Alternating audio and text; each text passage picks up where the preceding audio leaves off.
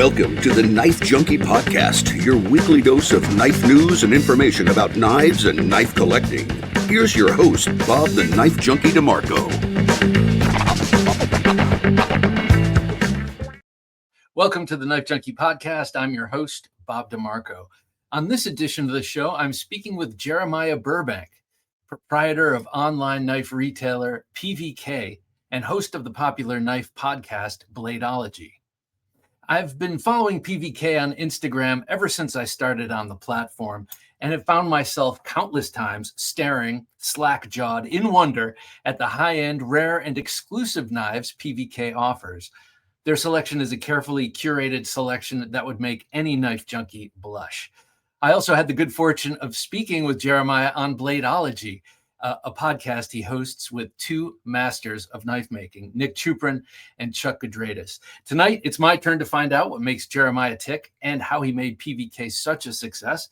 But first, be sure to like, comment, subscribe, and hit that notification bell. And be sure to download the show to your favorite podcast app. That way, you can listen on the go. And if you want to help support the show, you can share it. That goes miles and miles. Or you can go to TheKnifeJunkie.com/Patreon and see what we have to offer you there. Again, that's TheKnifeJunkie.com/Patreon.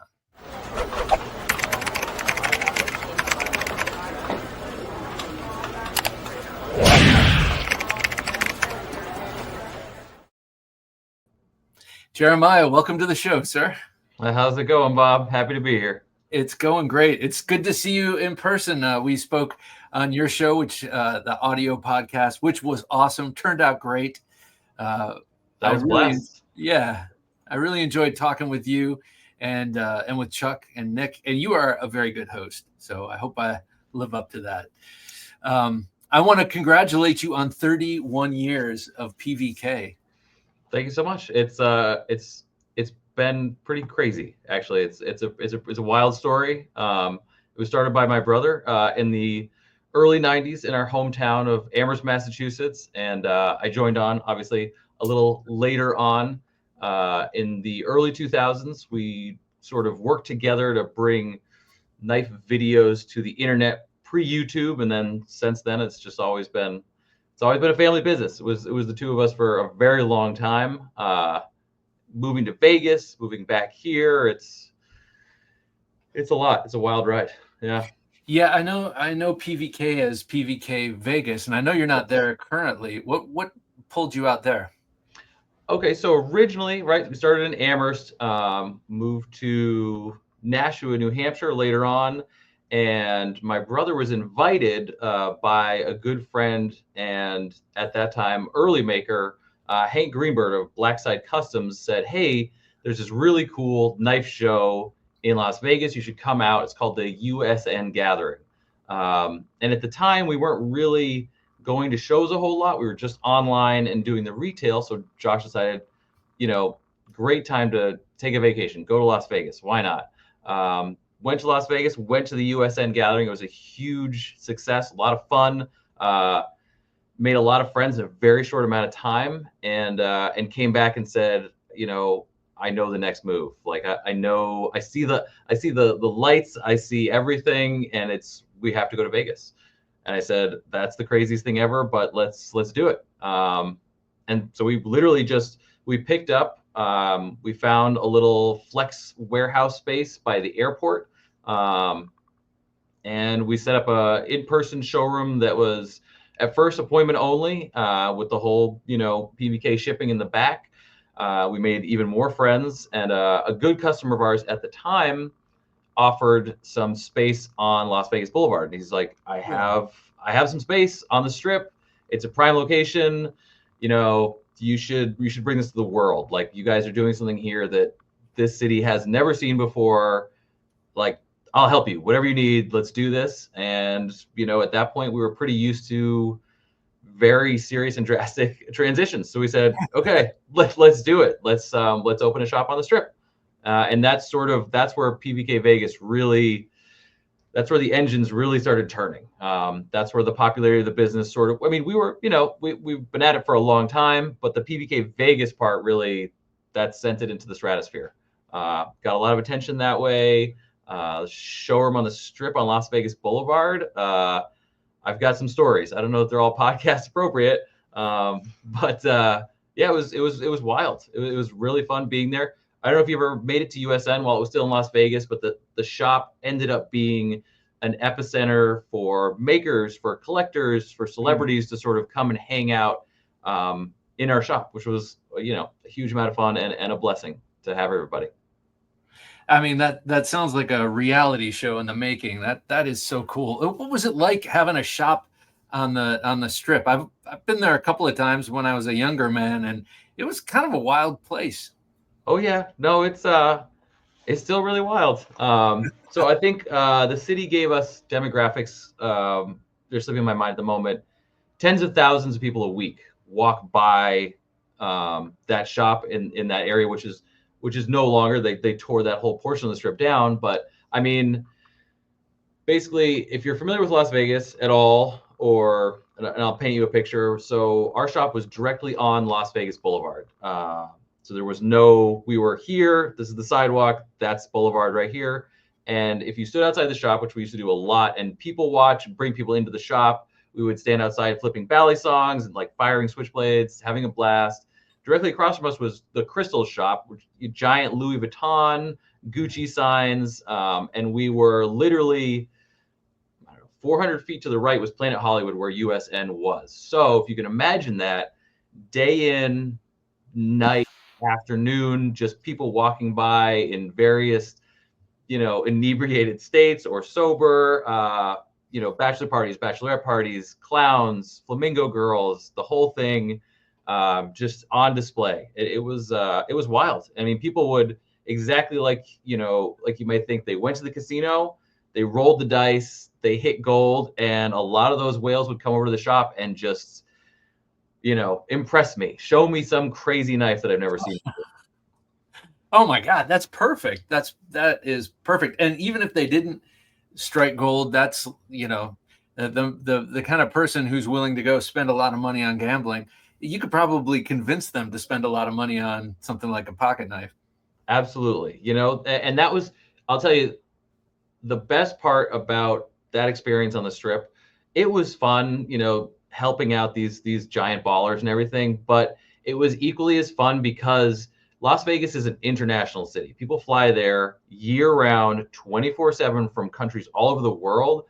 And those people would come to the shop and they would experience something that they'd never seen before, right? Like knife retail has seen a resurgence probably only in the last 5 or 6 years that it hadn't seen previously. So it was so cool to have people from all over the world come in and go, oh my God, I didn't even know this existed.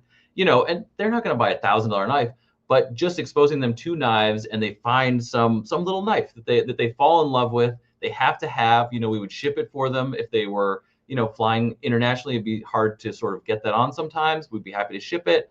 But no, I mean, the coolest part about that retail experience was, again, it was both ends of the spectrum, just everybody coming in and being enamored with these tools and objects that we all love.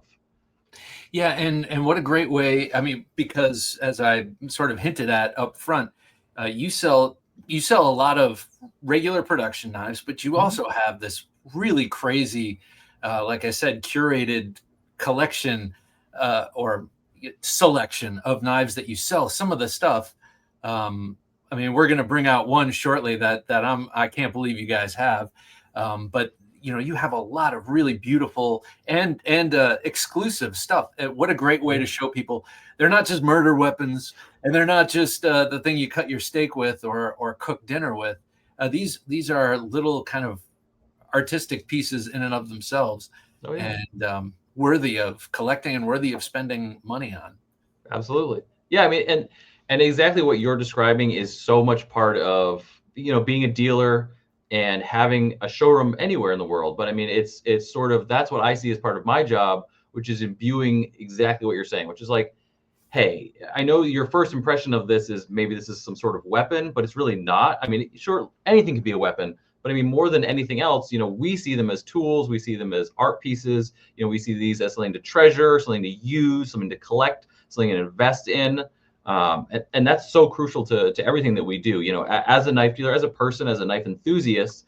But being on the Strip like that, it's exactly that. It's people see a custom knife and something changes, right? Like they understand something they didn't before, especially when it's a super high-end custom. They see it as art. They see Damascus and they go, oh, well, Damascus isn't, it's immediately not a weapon if it's Damascus, because it's this beautiful art piece.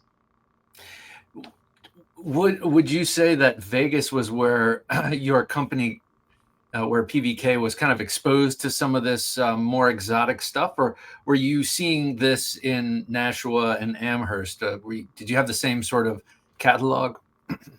Oh no, for sure. I would say that being in Las Vegas and seeing the company grow. I mean, you have to consider when we moved to Las Vegas, there were me, my brother, and 1 or 2 other employees. Especially at the airport, it was relatively insular at the time. We've always been a huge Microtech dealer. My brother was buying Microtech.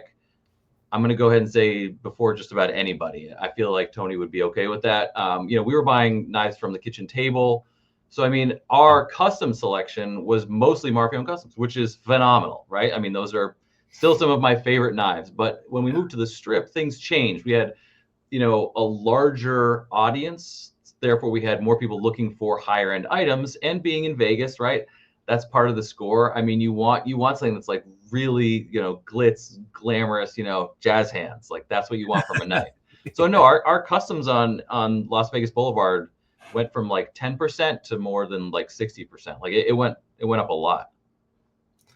Well, today I was perusing your website, which it can be bittersweet, I gotta say. Unless you are a baller and you have money you want to spend or money you can spend. Oh my gosh! So I was very surprised to see. I very rarely look at bally songs, and I go to your website with some frequency. But today I clicked on everything and I went to bally songs, and I could not believe my eyes when I saw that you have more than a couple of 29 knives, a brand 29 knives that I used to follow on Instagram. I don't see him post anymore much, but the thing that blew me away the most, these big, beautiful bally songs, was that he was putting blades on these knives that you never see on a pocket knife. And a lot of them are, the kind of knives that are behind me, Filipino swords and weapons, those exotic blade shapes. I mean, that's just one example, and we'll look at a bunch. But tell me, how did you get connected with 29 knives? And tell me about that. I know you have one in front of me you can show. I do. So that's a good story. So 29 Knives, the maker, Chris Olofsson, is actually a Massachusetts resident. I have the bally song we were speaking of, which I'll open in just a second. But Chris has been selling to us on and off for more than 20 years. He was very good friends with my brother, and then thus I became friends with Chris. And over the years, he was a full-time maker for a very long time, during the 2 waves of the bally song movement, give or take, which we can look at. But he's always been very interested in traditional Filipino blade shapes and Filipino weaponry. And he was a huge fan of the Pacific Cutlery Benchmade era. He was in direct contact with Les very early in the days, custom buying bally songs, hanging out with Jody Sampson. He was very much influenced by all of that early culture, and a huge love of traditional Filipino weaponry, which is what we have here, which is a Compilon, which you really would never see outside of Chris's work. He has a huge appreciation for this stuff. And he puts it in bally song form. So essentially what we're looking at here is a completely straight bottom edge with a double spike and then a sharpened top sort of swoop swedge. So this is a relatively dangerous thing to flip. It's also full stainless steel handle construction. So these are not sandwich handle, they're channel cut. So this is a super heavyweight bally song. As you can see, he loves to see that dovetail in the inlays, so they're definitely not coming out. And right, as you would recognize, traditional square ears, just like you would see on the sword. Same thing you're going to see on the bally song. And then you're going to see, which I think might be backwards, but you're going to see the 29 logo which Chris takes super seriously. It's measured down to the microns. Every logo is exactly the same on each one of these knives. Essentially, and Chris, in his own words, has told me what I do as a passion is I make knives, but what I do in theory is I continue the Benchmade custom shop, and that's the way he looks at all the knives. Wow. He's I like to make knives, but what I really want to do is I'm carrying on the lineage of everything that was the Benchmade shop. He's like, those were my favorite knives in the whole world. I taught myself. He's totally self-taught. He taught himself how to make those knives so he could just continue to consume those knives.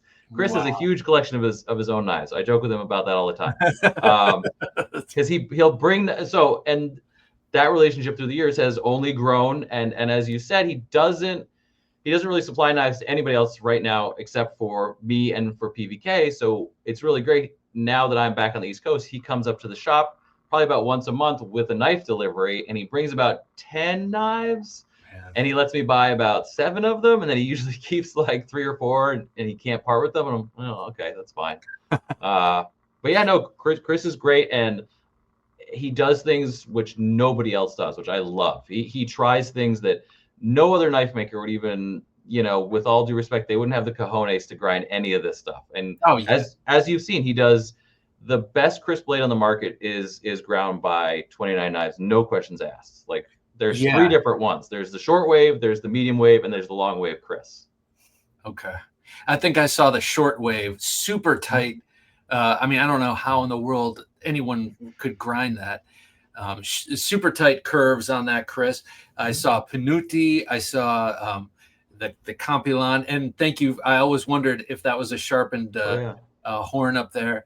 Gununting, Pira, all these like, and those aren't all, I mean, Gununtings are pretty common. People know that name, but these are not all common blades. No. So I could see like it does take some, a bit of bravery, because you don't know if you're going to sell something that looks like the Compilon, but oh my gosh, I'm totally enamored with those knives, and I'm really excited to see that they're still being made, because like I said, I don't see them post on Instagram much, if at all anymore.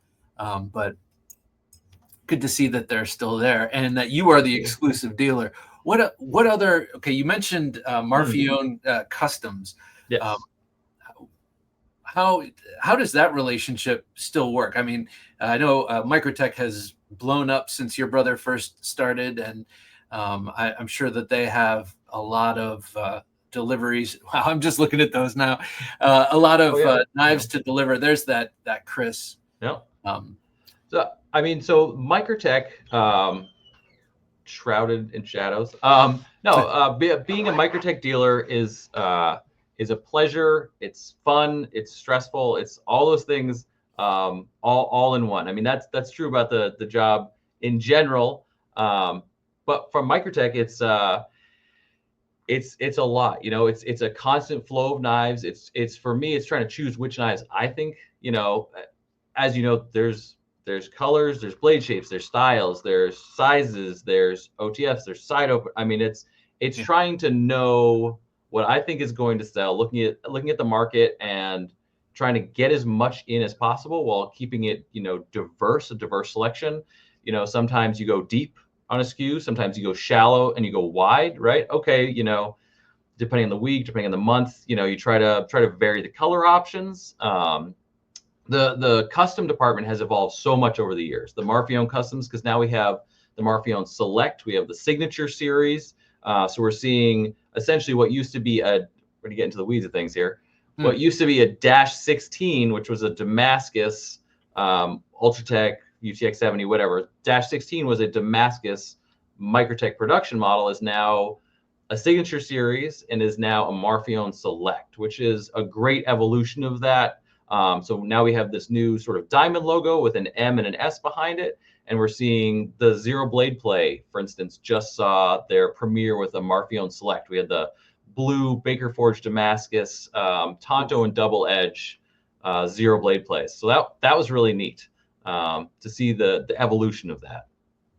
So the Zero Blade Play, I didn't get a chance to experience it. I think there was only one at Blade Show last year, and it was in D-rings pocket the whole time. I think I might be mistaken about that.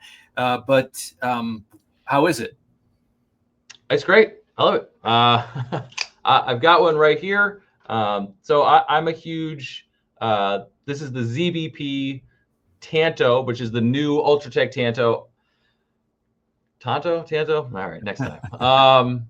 I love this elongated fuller and the two-tone on this tactical model. Personally, I really like how that looks. I'm a huge, all black knives kind of guy.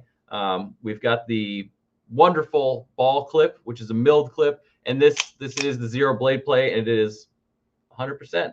It's blade playless. Whatever the plural of that is.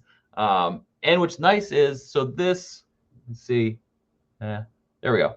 So the new Ultratechs, the previous models had all been laser logoed, and then that's white on black. This is actually deep laser engraved and then anodized. So it's a really nice tactile feel there. So I think that's a small thing, but as a super Microtech nerd, I think it's a great improvement on the overall design. It keeps it clean, so there's less sort of billboarding, which people are less of a fan, but you still have that sort of iconic claw logo. It's just been anodized, so it's black on black. One of the coolest logos in the business, as far as I'm concerned. I love that logo. It's pretty neat. It's pretty neat. That's amazing. I wonder why more companies don't try their hand at the playlist out the front. It must be a lot of research and development, I guess. I would imagine so. I mean, there's really only, right. There's the original. There's the GOAT, which is the Hawk Knives Deadlock, right? That was the first one. It's I still carry a Deadlock all the time. It's a huge. I have a Model C prototype that Gavin gave me. I love it. I love my Deadlock. And now Microtech has entered the zero blade play game, and exactly like you said, I think the initial investment in that technology and figuring that out is incredible. Yeah. It's a lot. And I'll be frank in a strange way. I love the zero blade play. I love it on my Deadlock. I don't know that it's I don't know if you look at the knife market as a whole, I don't know if that's something that people in general are looking for. I think that's like 25% of the OTF market is like, oh my gosh, I don't want any blade play. Totally reasonable. Let's go after them and get that zero blade play. But I don't know that we're going to be seeing a whole lot of other companies go after it just because it's Microtech. Like they're about it. Like Microtech is the original, like, let's bring production OTFs to the world. So it's going to be something that they're going to come after hard. Yeah. And I don't know if this tracks, but for me, OTFs are oftentimes, they are now legal in my state. That have been since 22, I guess.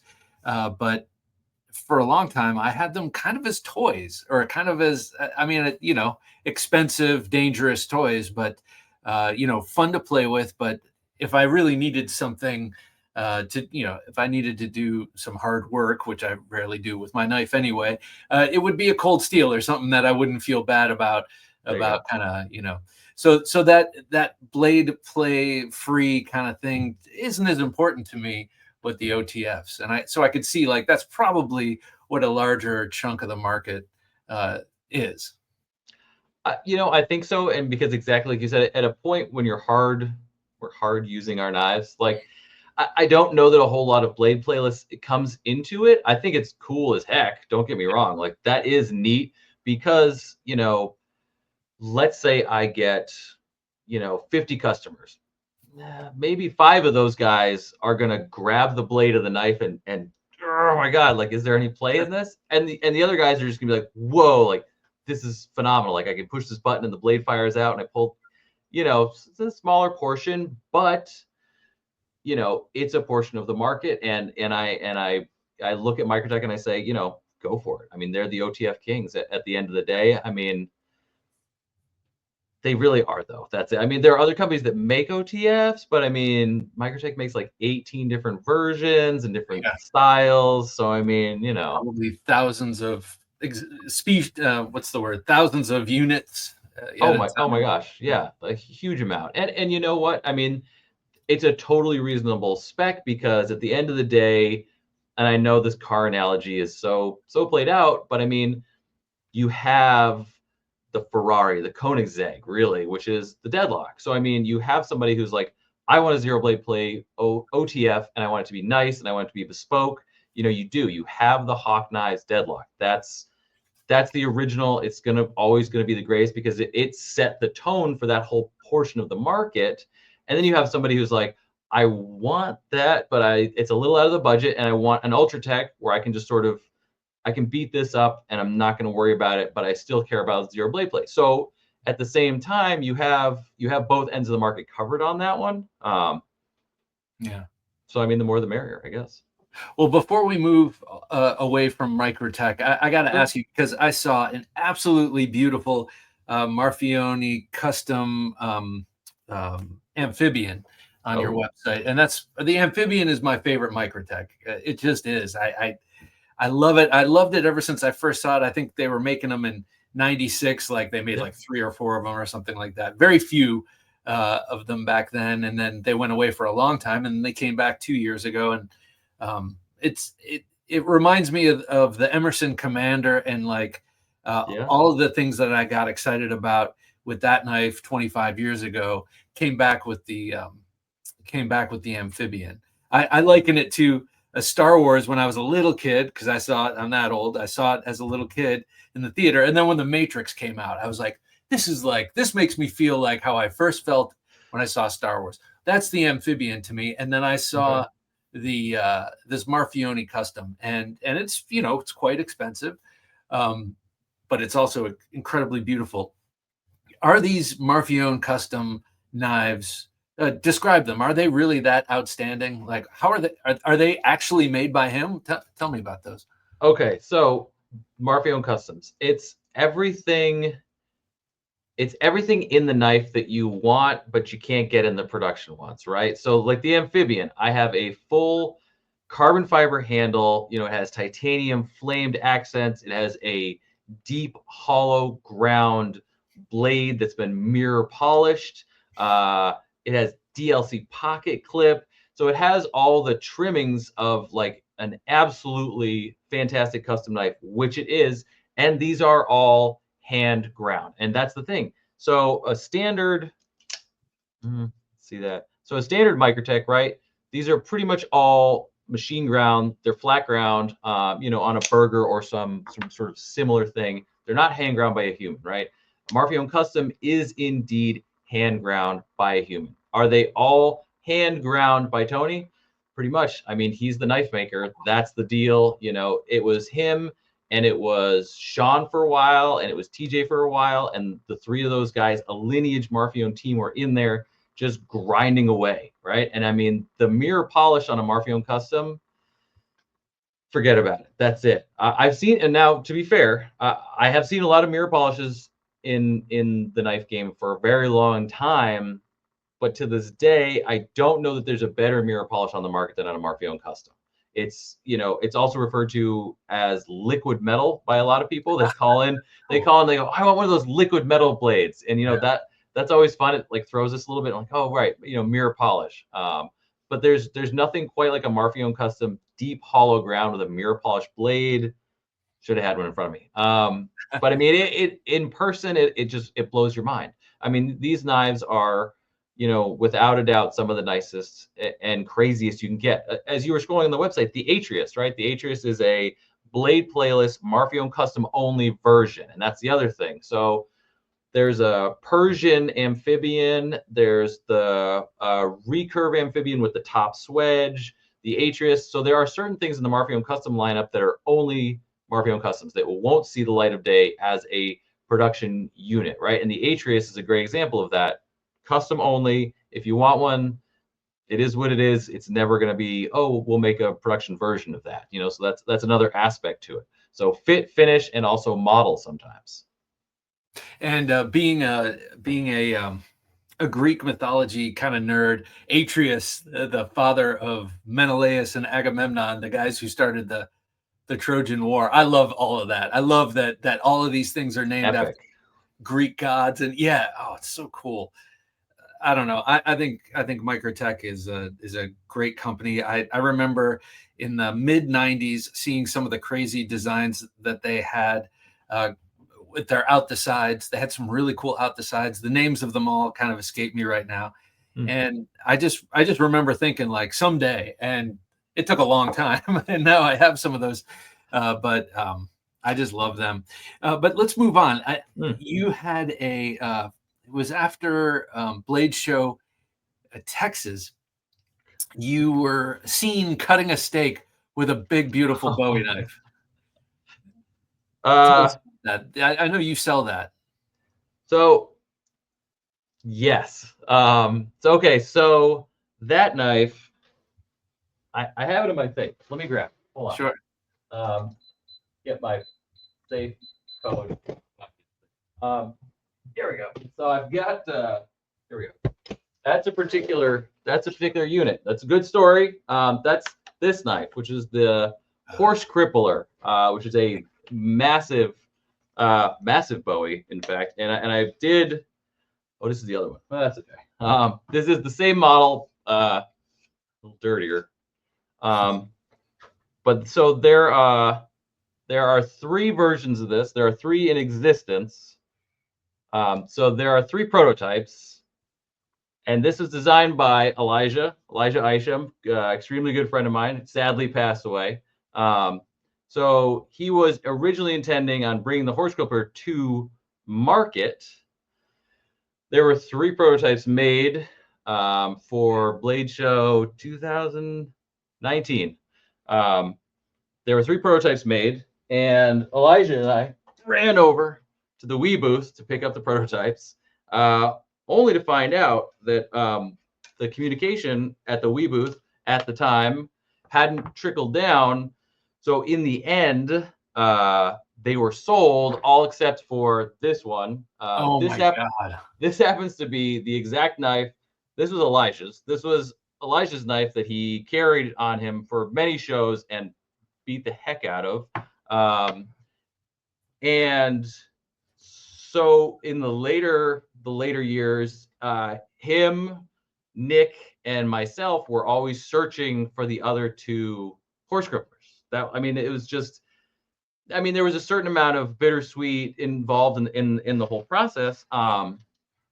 So I found one of the Horse Cripplers, and I literally spent probably about 18 months, totally unabashedly badgering the heck out of this collector on a weekly basis, just berating him in the nicest way and asking him to sell me the knife. I was like, look, I understand this is a knife to you, but to me, it's imbibed with the memory of one of my best friends.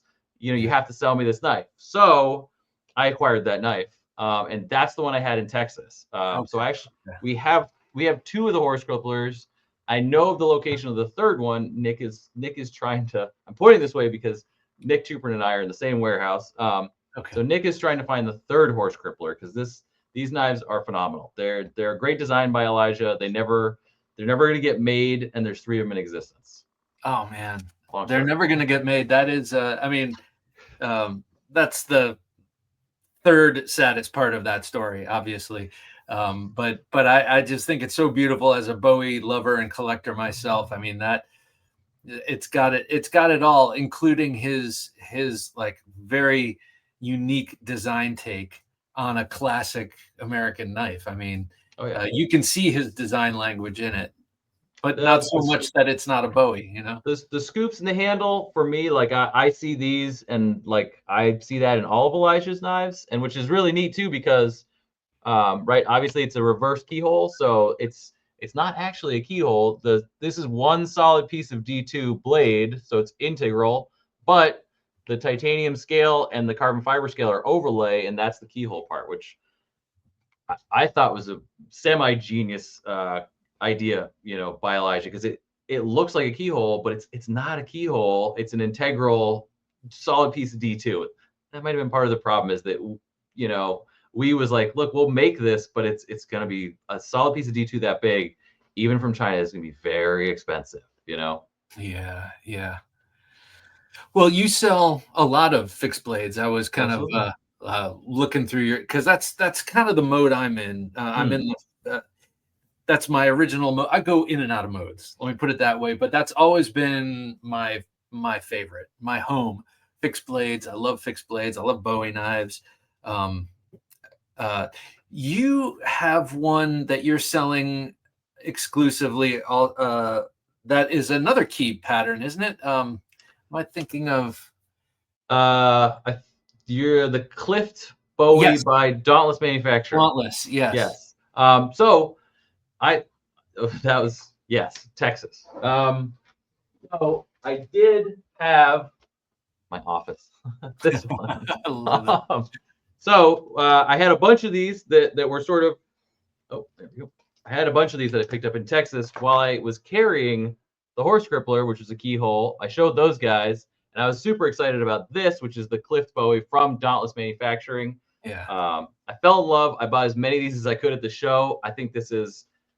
I have reasonably sized hands. I think this is a phenomenal fixed blade. I love this is the Clift Bowie. I love this. This is a production knife, and I know it was a production knife. I mean, these are fully 3D machined brass guards. This is one solid piece, seamless, of G10 with brass pins and just a beautiful, very slight hamon on that blade. Yeah. This is a production knife. These guys blow me away. So I had been a huge fan of Dauntless previously, and I just being a knife dealer, being a dude, distractions. But in Texas, I was able to check these out in person, and their work is absolutely phenomenal. I've been getting more and more into fixed blades, obviously, and I picked up some of the Clift Bowies. I picked up some of the what they call hot and ready work knives. I can't speak highly enough of them, and I'm sold out of half of it, and I need to get more. The machining is immaculate. The sheath work is executed in a way that I haven't really seen someone else in the fixed blade game do, which is a huge thing. We talked about that on the podcast you were on with Yeah. us. If you don't have a good sheath, why are you here? Like, you can either carry this or you can't carry this. Like, if it's a defensive Bowie, or sorry, if it's a defensive fixed blade or it's a practical fixed blade, if I can't put it on my person in my waist area, there's nothing to it. So the Dauntless guys are absolutely killing it. Those guys really, it's a very clean, simple aesthetic, but when you put it in your hand, it makes sense. The tool makes sense. Yeah, they've worked with a couple of really great collaborators too. The Dogbone, is that Matthew Helm? Yep. Yeah, that knife is really cool. I interviewed them on this show years ago at this point, but got a chance to meet them at Blade Show 2 years ago, and really had a chance to feel their knives and check them out. And you're right, they are immaculate. They're so well done. And yeah, cool guys too. Very nice, very nice. They're super friendly. But it's really cool that you got those Clift Bowies and you got them in some hands. I've gotten more than one email saying that I really need to get it, and I'm like, well, if I hear it from enough people, I might just have to. It's on the list, right? Yeah, exactly. It's on the list, and it's an ever-growing list, and I'm sure it is for you. How do you figure out what you're going to buy? I mean, some of it has to be your love, like seeing this and loving it and picking it up, and then some of it has to be cold business minded. How do you do that? Excellent question. So it is a bit of both, and I'll be frank with you. In my case, I'm a smaller ship. I'm not the biggest ship out there. I'm not running crazy analytics and trying to massage the margins and be terrified about every wrong turn I make. A large part of what makes this what it is the passion involved. I don't have a 60-person crew. I have a small crew. I have 5 or 6 guys and me. And I buy what I like. Sometimes I shoot myself in the foot with that. And you know what? I'm okay because I'm having fun. And this is a family business for me. This is a lineage thing. This is passion. If I don't love it like I've always loved it, what am I even doing here? So, I try to make decisions that are absolutely financially great for the business. But at the end of the day, I will be damn frank with you. I make decisions on things I love, right? Like I saw this stuff. I was like, I love this. I'm buying this. Great purchase. They did really well. Microtech, ProTech, Heretic, PVK sells a lot of automatics and a lot of balisongs, right? Like that's what it is. It's a passion that flows through everything that I do and everything that this brand stands for in a very serious way. We have always specialized in automatics and balisongs. So for me, it's easy to do my job because those are the categories I search for, and I get distracted on other categories like awesome fixed blades. But at the end of the day, I focus on the makers that are my friends, that make good stuff, that make interesting stuff. A lot of time, those three, it's the same person, Yeah. Matt Diskin, Gavin Hawk, John Gray. I mean, these people are makers, but they're also like, they're part of my family. Like I hang out with these guys all the time. I support them because it's a cult of personality, but it's also some of the coolest stuff out there. So that's part of what we do as a knife community is we build these relationships, and it makes sense financially a lot of the times, which is it's even better. So PVK is totally fueled by my ecstatic energy for knives and buying the coolest thing I have, because that's what I want. Is I want people to look on the website and be like, whoa, where did this even come from? This is amazing. That's my job. I get to go shopping at knife shows and buy cool stuff all the time. Wow. Nice work if you can get it. Once in a while. There's a lot of stress involved, but Sure. yeah, it is. It's a lot of fun. You were pointing to the your very cool t-shirt, by the way. I love that. Yeah. Pinup girl. But you just got a little shipment of Frank Beltrams in. I did. Do you have any around you?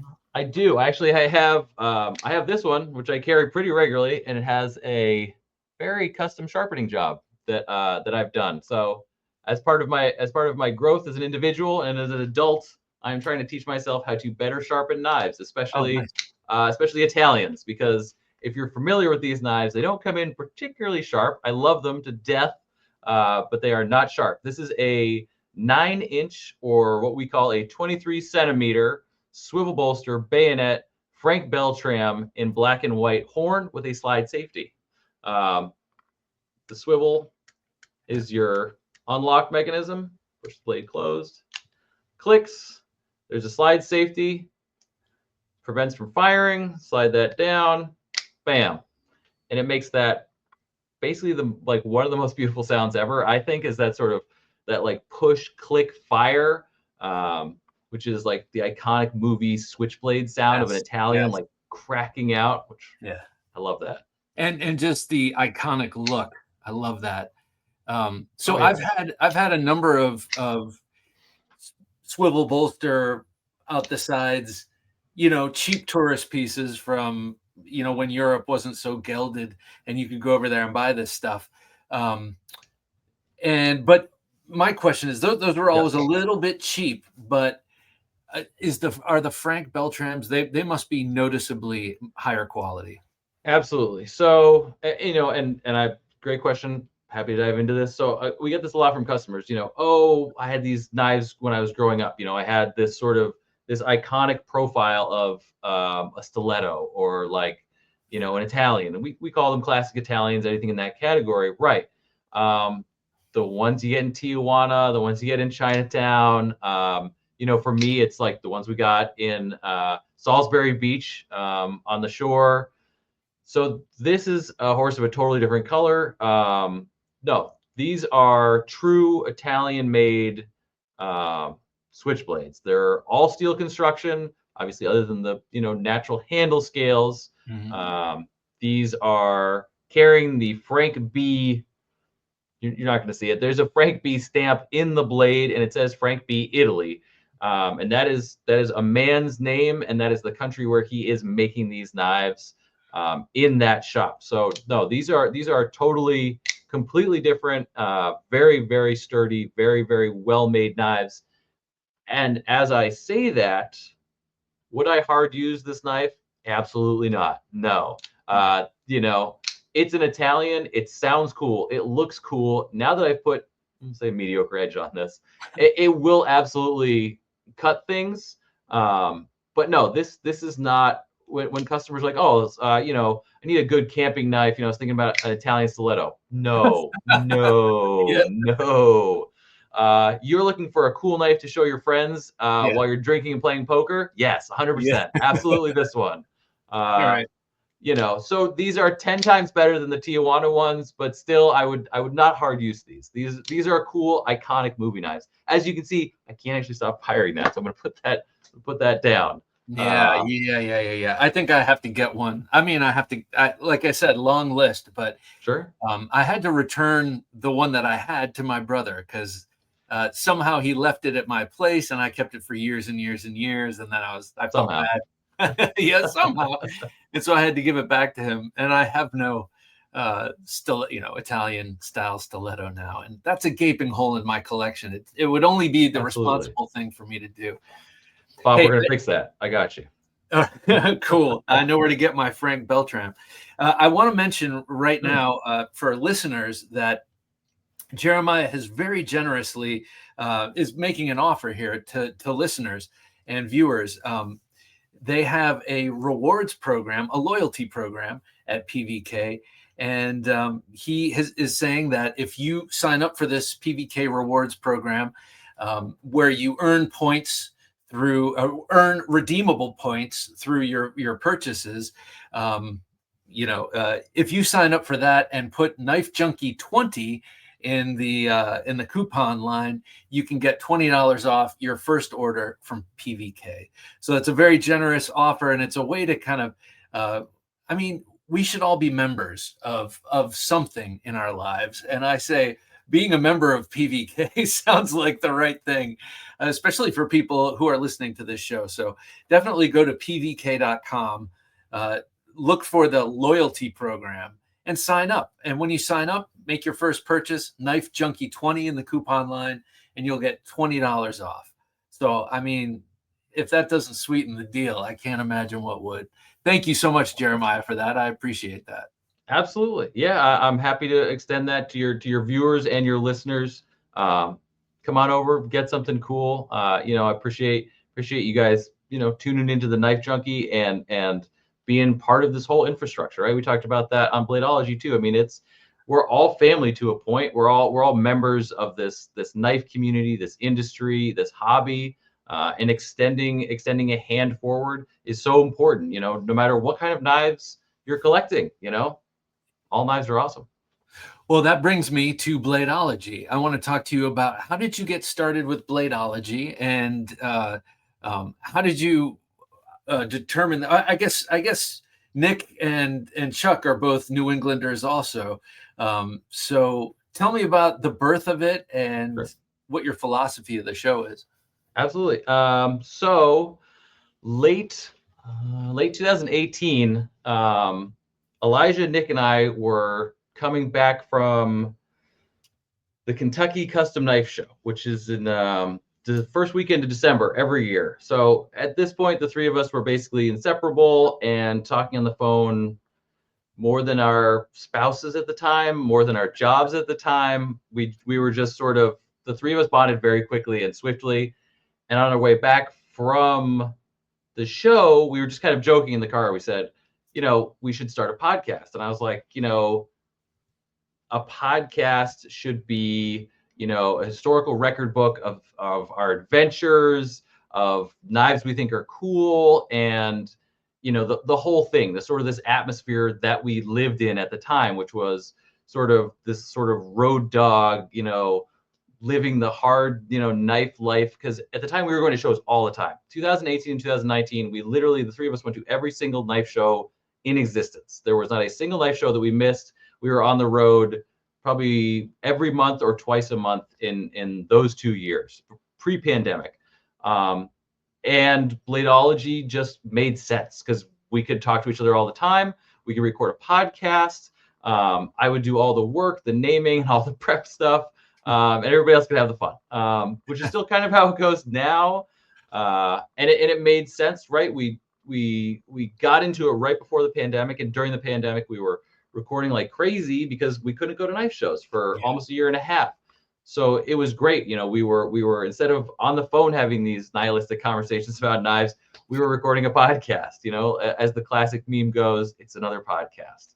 And it developed over the years. And post-pandemic, we continued to do it. And I grabbed it a little bit and sort of made it more my own, and said, okay, like I want to start having guests, which we started to do during the pandemic as well. But I really wanted to narrow down the guests exactly to the extension of everything that I'm talking about now. So I was really recording switchblade makers, automatic knife makers, and bally song makers was my huge focus, because I still see that as a large portion of the market that is, for the most part, overlooked. There's a lot of folder makers, a lot of fixed blade makers.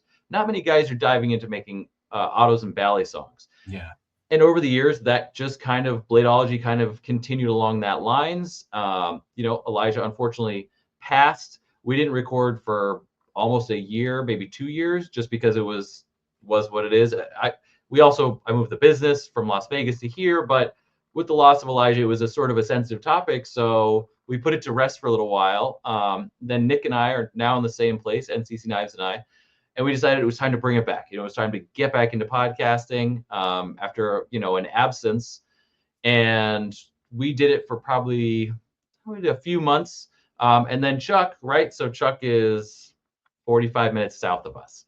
And he's always around the shop these days anyway. So it was a logical, let's bring Chuck on. And Chuck has been a great addition. So now it's Chuck, Nick, and I doing Bladeology. We record almost religiously these days, once a week. In all different we do interviews, we do just shows with us. Sometimes it's me and Chuck, sometimes it's me and Nick. But yeah, Bladeology continues to just be, it's a hugely fun extension of what I get to do. I get to buy the knives, I get to talk about knives, I get to have podcasts about knives. It's like a syndrome. Like, I don't know what's going on. But yeah, no, I love it. It's been fun, and it continues to, we talked about this as well. It continues to be something I can look back at and say, I am so happy that I was able to record that. Most recently, and not on a somber note, a good friend of mine, an amazing community member, Mr. Crenshaw, passed away. He was a huge part of Knife Rights. I interviewed him 6 months ago, maybe 8 months ago on the podcast. And I was so excited that I was able to do that, because, his family reached out to me. I reached out to them. And I said, I don't know if this existed or not, but here's this thing that, that Mike did, and it's amazing. And I was able to talk with him a little bit about his story.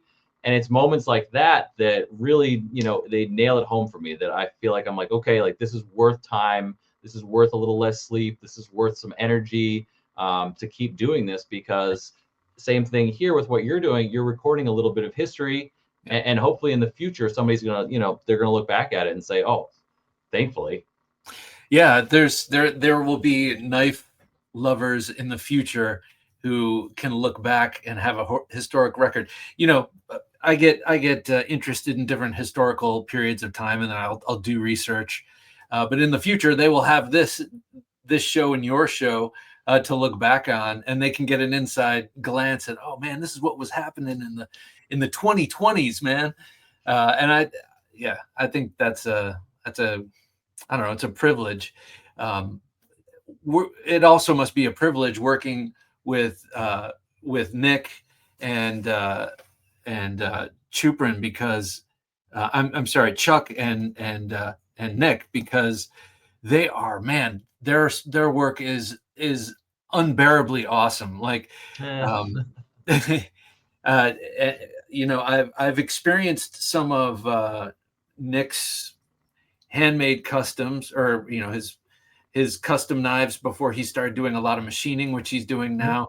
And the stuff he's doing now, I can say, is incredible quality. As a matter of fact, I have something by him on my table right now. Oh, cool. Amazing quality. And he's a smart dude. And then Chuck with his what am I trying to say? The automatic knives that are sort of like the Victorinox knives, but even 2 years before that, when he made that Marlin knife. Oh yeah. And oh my God, his sculptural stuff is incredible. These guys are real. they're adepts, if if that's the right term. I mean, they're like they're sages of the industry, I would have to say. And so it's really cool for you to be working with them, because they bring an insight to the show, and two different personalities to the show that are a really valuable balance, I feel. You're absolutely right. Nick is right. That they're two opposite ends of the spectrum. I'm sort of in the middle, trying to balance that. Nick is younger. He's excited. He's a machinist. He's a custom knife maker. He comes at things in such a diametrically different way than I do, or that Chuck does. And then Chuck is the same way, right? So Chuck is actually not. So we're all exactly 10 years apart. Chuck's 10 years older than I am. But like Chuck comes at things completely the opposite, because he's a handmade knife maker. He's a classical guy. He doesn't really use CNC right now. He makes everything by hand. And, I will give credit where credit is due. Chuck can make anything. So I was just doing an interview with him in a blog post in Texas. And we were going over that the only knife that Chuck hasn't made is the double action out the front, right? Like a Microtech OTF. Mm-hmm. The only thing he hasn't made out of all the knives, gravity knives, bally songs, front flippers, thumb studs, fuller deploys, nested liner locks. I mean, everything. Chuck's made it all. He's the knife maker's knife maker. He can make anything you can think of. And that Marlin piece, I got outbid at multiple times. So I was very upset about that. Then it was on Arizona, and I missed it because I wanted to buy it when I was on Arizona, just to have it like in the office, not for sale. Yeah. Like I just wanted it for myself. Yeah. That work that he does is totally nuts. So Chuck is like, I wish that more people knew how much crazy stuff he does, because he does a lot of crazy stuff that sometimes sees the light of Instagram. Sometimes it just gets sold, but the process and the ideas that he comes up with, it's fantastic. And then then you have Nick, everything's CNC, and it's laser perfect. I mean, perfect. It's every single detent is exactly the same. Every Ragnarok, and now he's moving into autos. The autos are phenomenal. So I mean, it's a good group of guys on the podcast bringing different angles, and that's what it's always been about. Like before, it was the dealer, me, the maker, Nick, and the designer, Elijah. And now it's the dealer and the maker and the other maker. But then the other two makers are very different in how they look at things. So I think it works well. It's been a trifecta, and it will continue to be a trifecta moving forward. Do you think there's something to New England in terms of knives? I mean, I think Chuck is like a traditional New England knife maker in a way. I mean, that's how I view him. Yep. What is that? So, spoiler alert, Chuck and I are working on an entire podcast about this topic. Oh, okay. But so whether, or I should say, there is a thing called the New England School of Knife Making. It's a very early school, and it encompasses some of the most innovative and original ideas to hit the knife industry in the early days, right? So we're looking at the Axis lock, right? I talked about this on Instagram last week. The Axis lock, being a bar lock, was invented in Rhode Island by a Rhode Island knife maker. Famously, Bill McHenry invented that with Jason Williams. Though really, we're going to side on the air of McHenry there. But that was a New England invention, and he was part of the New England Knife School. So there was a bunch of guys. There was George Daly. This is going to be a moment. George Daly, Bill McHenry, J.D. Smith, Stephen Ozlewski. It's a moment. There's a Richard Wright, who I went down to Rhode Island and interviewed multiple times, and I had on the podcast. But those are the New England guys. There's a whole school of them who sort of worked together, but not in a collaborative way. I mean, they were all sort of doing it at the same time, very early though. I mean, we're talking about late 70s. Like before custom knife making was really sort of where it is now. And Chuck was very much later, but still part of that. He was the he was part of the tail end of the New England crew. So he knows a lot of that knowledge, which is so important to have. And yeah, we're doing a whole research episode, which is new for us, talking about the New England School of Knife Makers and all these guys and all of their contributions.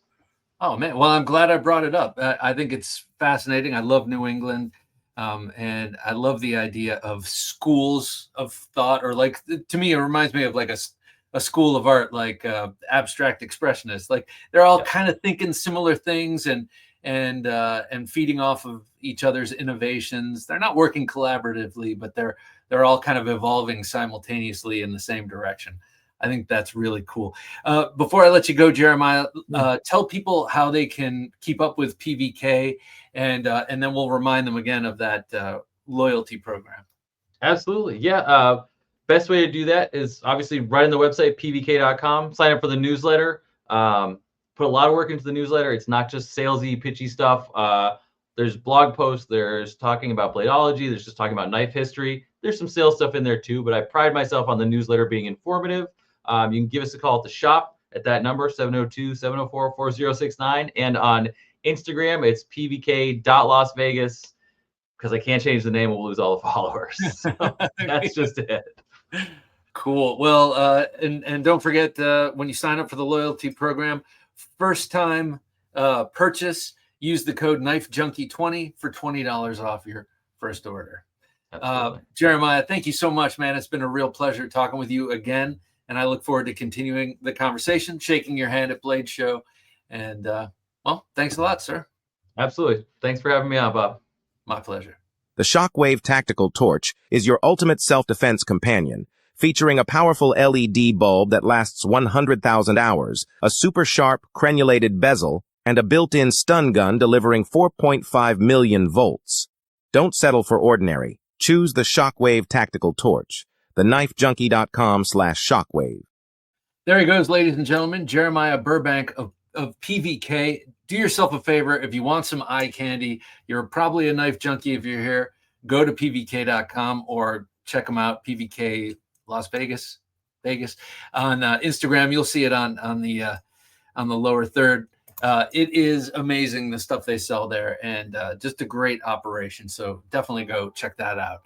All right, for Jim working his magic behind the switcher, I'm Bob DeMarco saying, until next time, don't take dull for an answer. Thanks for listening to the Knife Junkie podcast. If you enjoyed the show, please rate and review at reviewthepodcast.com. For show notes for today's episode, additional resources, and to listen to past episodes, visit our website, TheKnifeJunkie.com.